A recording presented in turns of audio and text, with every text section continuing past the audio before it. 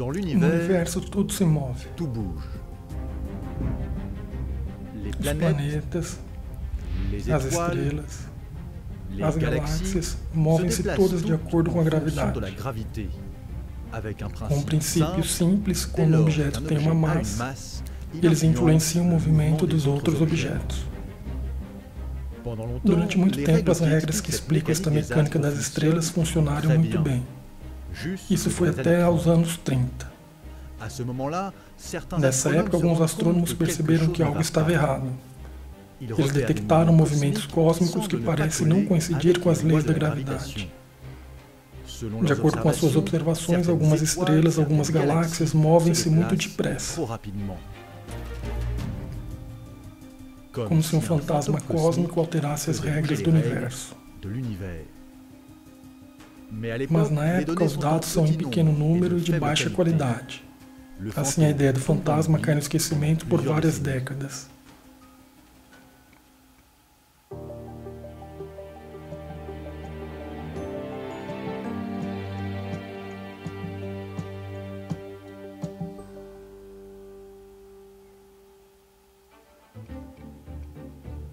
Somente nos anos 70 que a história do fantasma cósmico ressurge para sempre.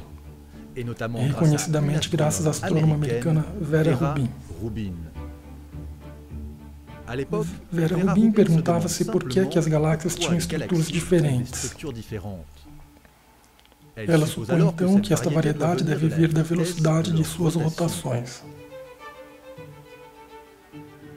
Para estudar isso, Vera Rubin trabalha com o astrônomo Kent Ford, que desenvolveu instrumentos muito eficazes para observar as estrelas. Juntos, eles estão interessados em várias galáxias e rapidamente percebem um problema. Um grande problema. Se as suas observações estiverem corretas, as galáxias estão girando muito depressa.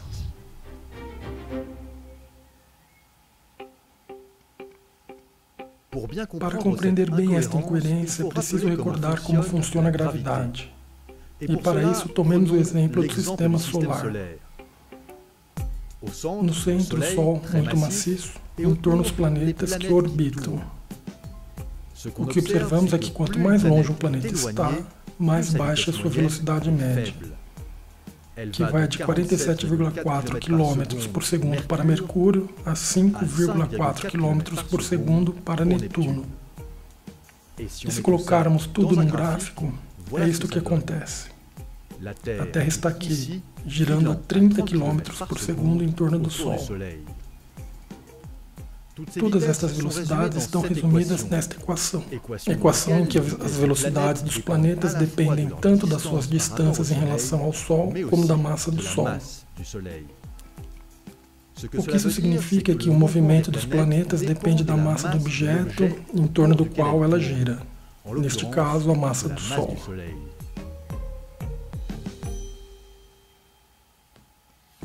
Bem, voltando às galáxias, uma das primeiras que a Vera Rubin vai observar é a galáxia de Andrômeda. Nesta galáxia, há muita luz no meio. Muita luz significa muitas estrelas, e, portanto, muita massa, como no sistema solar.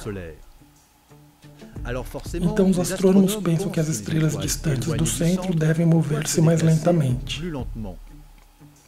Exceto que, de modo algum, essas estrelas se movem muito rápido.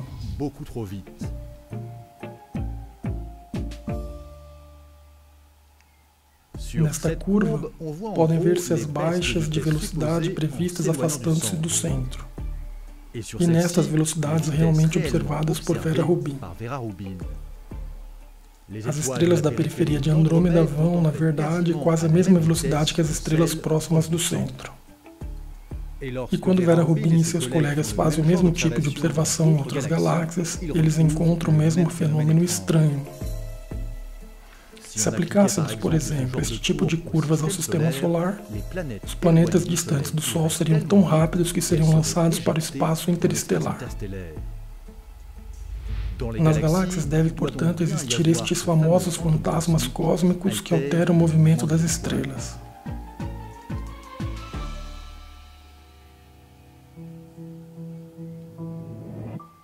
A história deste fantasma cósmico não data de ontem. Desde os anos 30, o astrônomo Fritz Zwick fez observações semelhantes. Zwick estudava um grupo de galáxias, o aglomerado de Coma. Ele calcula a massa das galáxias que compõem o aglomerado, então ele observa como elas se movem. E aí ele tem um pouco do mesmo problema que Vera Rubin. As galáxias se movem muito rápido. Então, para explicar estes estranhos movimentos, ele acrescenta à massa das galáxias uma massa extra invisível. Segundo Zwick, o efeito gravitacional desta matéria invisível explicaria o comportamento das galáxias. Então é preciso esclarecer que esta matéria não é um verdadeiro fantasma. Se ela é invisível, não é porque é mágica, mas simplesmente porque não emite ou não reflete luz. Ele a batiza então de Duncan Materie, que pode ser traduzido por matéria escura ou matéria negra. Mas estas observações são bastante imprecisas e as suas conclusões são postas de lado. Na mesma época, outros astrônomos como Ian Oort ou Horace Babcock fazem observações semelhantes às de Zwick, referentes às galáxias, mas elas também são esquecidas. 40 anos mais tarde, enquanto observa por sua vez as estrelas que se movem mais depressa que o esperado, Vera Rubin se lembra de Zwick e pensa que esta matéria escura poderia ser uma solução. Efetivamente, adicionando uma certa quantidade deste material, especialmente em torno das galáxias, a configuração gravitacional seria modificada.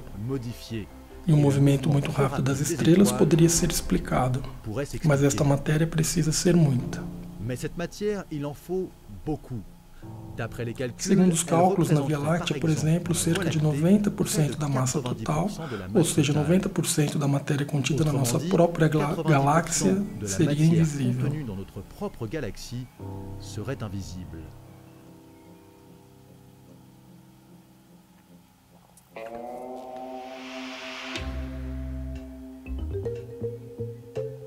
Então, obviamente, desde o trabalho de Vera Rubin, uma grande questão agita os astrônomos de todo o mundo.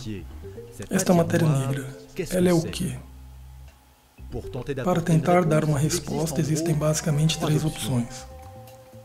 A primeira possibilidade é mais reconfortante. Baseia-se na ideia de que a matéria negra é composta de coisas que já conhecemos, mas que são difíceis de detectar. Pensamos, por exemplo, em buracos negros, estrelas de nêutrons, gases muito quentes ou muito frios, ou as anãs marrons. Estes objetos têm características comuns, são maciços ou mesmo muito maciços, mas emitem pouca luz. Mas apesar desta descrição cósmica, encontramos técnicas para detectar um certo número deles. O problema é que a sua massa acumulada é totalmente insuficiente para explicar os efeitos da matéria negra. Ainda assim, continua a faltar muita massa.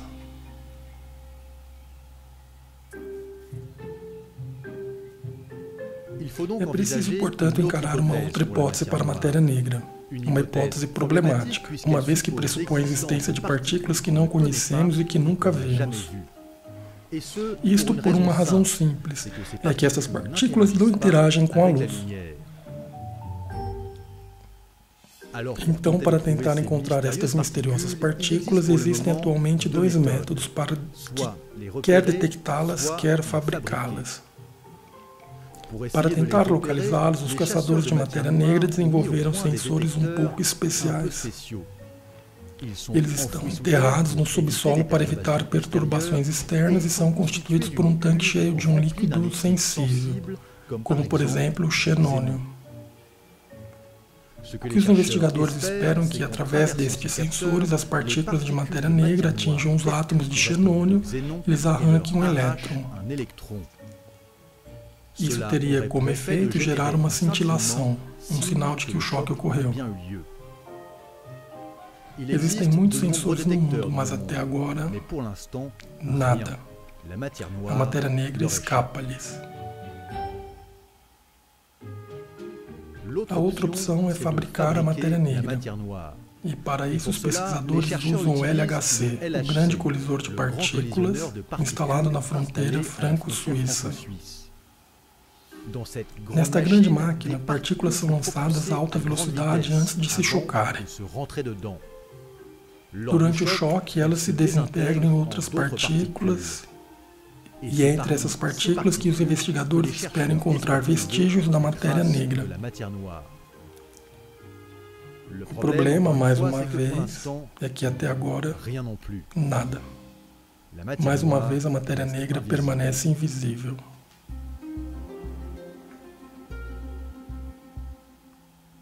A última opção para resolver o enigma da matéria negra é a mais perturbadora. E se a matéria negra não existir?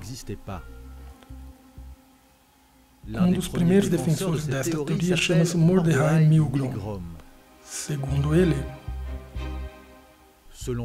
o problema não vem da matéria negra, mas da teoria da gravidade utilizada para interpretar as observações. É preciso, portanto, mudar as leis que descrevem o universo. Para entender melhor a sua ideia, tomemos este gráfico. Na abscissa temos a distância do centro galáctico e no eixo das ordenadas a aceleração gravitacional. Agora, se nos basearmos nas leis clássicas da gravidade, isto é o que acontece. Na proximidade de uma massa importante, a gravidade é forte e quanto mais nos afastamos, mais ela diminui e tende para zero. Milgrom, a partir de um certo limiar, modifica as equações que correspondem a esta curva. E é isso que acontece no gráfico. A partir desse limiar, a influência gravitacional diminui muito menos rápido. Como resultado, isso responderia ao outro gráfico, o de Vera Rubin, que mostra que as estrelas distantes do centro da galáxia giram quase tão rápido quanto aquelas que estão muito mais próximas. De acordo com Milgrom, este padrão ajuda a explicar as anomalias.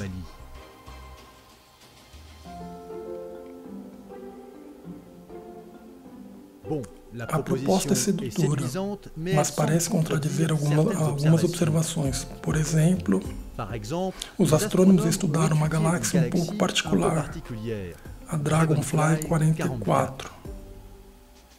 De acordo com os cálculos deles, ela seria 99% de matéria negra. Observações não compatíveis com a teoria de Milgrom. No entanto, esta constatação é contrabalanceada por outros estudos que, pelo contrário, evocam galáxias desprovidas de matéria negra. A galáxia NGC 1052-DF2, por exemplo, conteria 400 vezes menos matéria negra do que seria de se esperar. O grande problema de hoje, portanto, é a dificuldade em interpretar as observações. Veja o resultado. No momento é impossível decidir entre duas teorias contraditórias. Ou seja, ou matéria negra existe, ou não existe.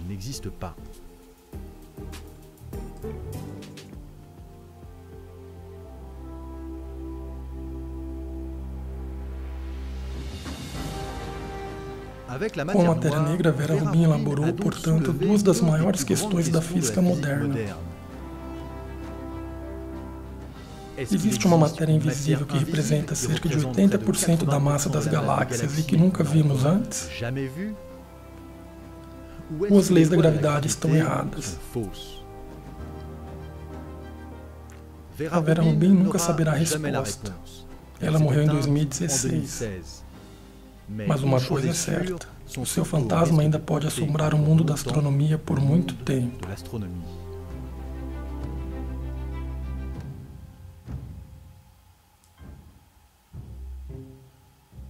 Obrigado por ver este vídeo, o último episódio da série Pesquisadores de Estrelas. Como de costume, se você quiser aprofundar o tema da matéria negra, eu coloquei links na descrição. Mais uma vez, eu também gostaria de agradecer a Yael Nazé, astrônoma que me ajudou a projetar toda esta série.